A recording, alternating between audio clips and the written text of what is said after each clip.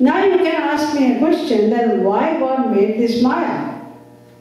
If Maya is that dangerous, that we are going towards Maya only and we are not going towards God, then what was the need of Maya? If there is anything which belongs to God, it's not unnecessary. There is a need of that. Why? Because God wants us, although we are free to follow this path or this path, we are free to go towards God or Maya, but He wants, because He is real well-wisher. We are the sons of God. All the living beings are called Amritasya Vai Putraha. We are the sons of God. He is our real well-wisher. He wants us to go towards God to attain happiness. That's why He sends two kinds of servants to rectify our life, to make us understand what is the aim of your life. The one servant is called the good kind of servant, and the second servant is called the bad kind of servant, the strict teacher and simple teacher. So the good kind of teachers are the saints. They lovingly explain everything and they try their best to take us towards God, but we don't listen to them. We ignore their teachings. Sometimes we ridicule their teachings. Then God has to send the other servant, which is called Maya. Then Maya comes, and when she slaps in many ways, wherever we are attached, it snatches that thing from us. Like if your son is very busy in playing with a toy, you are telling him again and again, eat, this is the time of drinking milk, come here.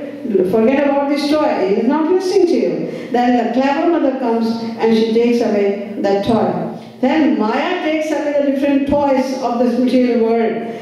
Only then we think, oh yeah, there is no reality, there is no happiness in this world. Then let us go towards God.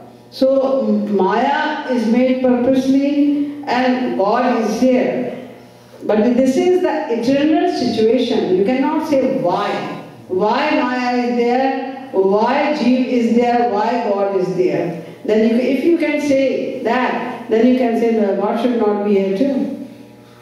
And if He does not send us in this material world, then our situation is like someone is in the coma, is doing nothing, neither good nor bad. But He wants us to deliver. He wants us to come in the caliber of God Himself. So those who realize God, immediately God gives all His powers to him. Janat tumahi vajai. As soon as someone realizes God, then God gives all His powers to him and He makes him like Himself. Like you see, you have heard about Paras. Paras is a kind of stone. If it is touched with the iron becomes gold. But God is not that kind of Paras. If you touch God, then you will become Paras yourself, not the gold.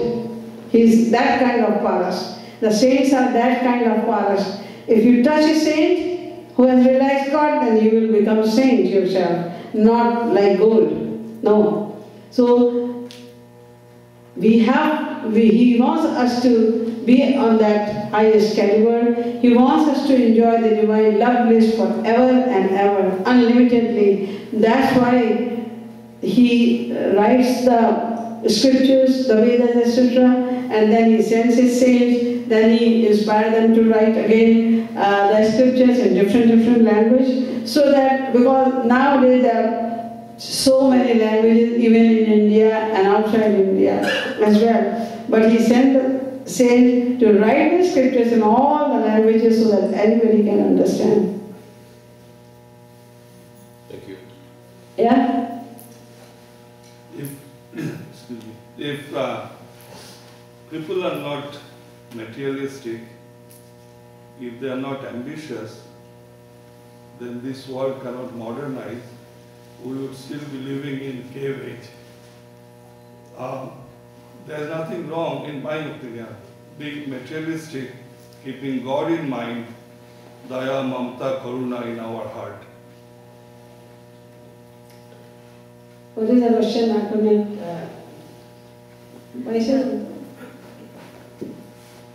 If there is no materialism in this world, then and everybody is not ambitious, then there won't be any modernization. So, so in this, so being materialistic and keeping daya, karuna, mamta in your mind is good. Did I say it right? And God in our mind. Yeah, keeping God in our mind. If you do that, then there is nothing wrong with materialism. No, this is what I'm saying. You have to keep God in your mind. Yat karoshi yadashnasi, yat juhoshi dadasi, yat tapasyasi kaunteya, tat purushamadarpanam. This is what God is also saying in the Gita. Yat karoshi, whatever you do in the world, yadashnasi, whatever you eat in this world, yat dadasi, whatever you give something to someone, you do whatever you are doing in the world. You are going to your business, or you are looking after your children, looking after your family. Do whatever you are doing. But all the time feel the presence of God. Feel the presence. Like if you are serving a person who is sick, you go and serve him, but feel the presence of God inside that person. Feel, I am serving God who is sitting in his heart. That time, when you are serving, it is very easy to say after doing anything, oh, I am doing everything for God. No. You are entitled to say like that only when you are doing something, you are giving something to someone. If that time you are thinking about God, that time you have a feeling that I am serving God, then you are serving God. This is the best thing. And this is what all we have to do.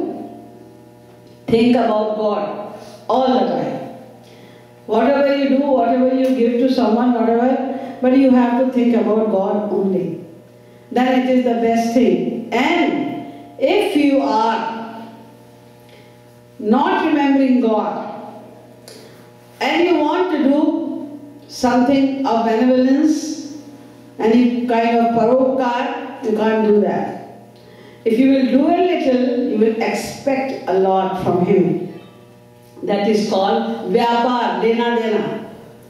If a vyapari, a businessman spends 1 penny to get 5 penny back. In the same way, because these are the qualities which are divine qualities, the qualities of God, prem, daya, sahanubhuti, love, etc. This is the qualities of God. So if we don't remember God, we are not attached to God, and we are not graced by God, then we cannot have the real quality of such kind. But we can imitate, we can do, we can show sometimes prem, daya, etc. to someone, but we will expect more from them. And when they are not returning, then we can be annoyed to the same person.